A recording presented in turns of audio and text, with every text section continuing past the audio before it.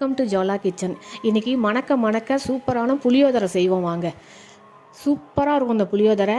இதுக்கு நான் தொட்டுக்க எள்ளு துவையல், கடலப்பருப்பு பொரிச்சது, வத்தல் வறுத்து வச்சுருக்கேன்.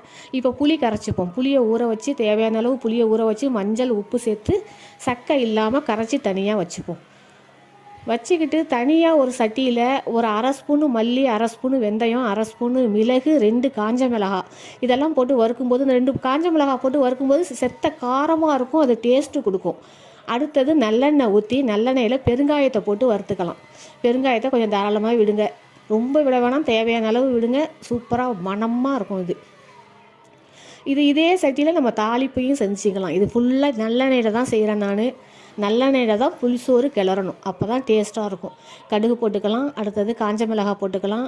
1 by 1 எல்லாத்தையும் சேர்த்துக்கலாம். கடுகு, காஞ்ச மிளகாய், அடுத்தது கருவேப்பில்லை. நான் கடலப்பருப்பும் வேர்கடலையும் வச்சுருக்கேன். வேர்கடலை தோல் நீக்கி வச்சுருக்கேன். அது ஒவ்வொரு வாயிலையும் ஒவ்வொரு வாய் வைக்கும்போதும் கடிபடும் போது சொர்க்கமாக இருக்கும் இந்த புளிசாதத்துக்கு. அதை போட்டு தாளிச்சிக்கலாம். தாளித்து லைட்டாக செவந்தோடனே நம்ம கரைச்சி வச்சுருக்கோமில்ல புளி கரைசல், அதோட சேர்த்துக்கலாம். அருமையாக இருக்கும் இது. இன்றைக்கி காணும் பொங்கல், வெளியில் கிளம்புறோம், அதுக்காக தான் அந்த புளி சாதம் நான் செஞ்சுக்கிட்டு இருக்கேன். உடனே நான் அப்லோட் பண்ணிட்டேன் இதை. இப்போ இந்த தாளிப்போட இந்த புளி கரைசலை சேர்த்துப்போம். சேர்த்துக்கிட்டு நுணுக்கி வச்சுருக்கோம்ல பெருங்காயம், வெந்தயம், காஞ்ச மிளகாய் இதெல்லாம் வறுத்து நுணுக்கணும்ல, அதெல்லாம் இதோட சேர்த்துக்கலாம். சேர்த்துக்கிட்டு நல்லா தேன் மாதிரி வரணும், இந்த எண்ணெய் மிதந்து வரணும்.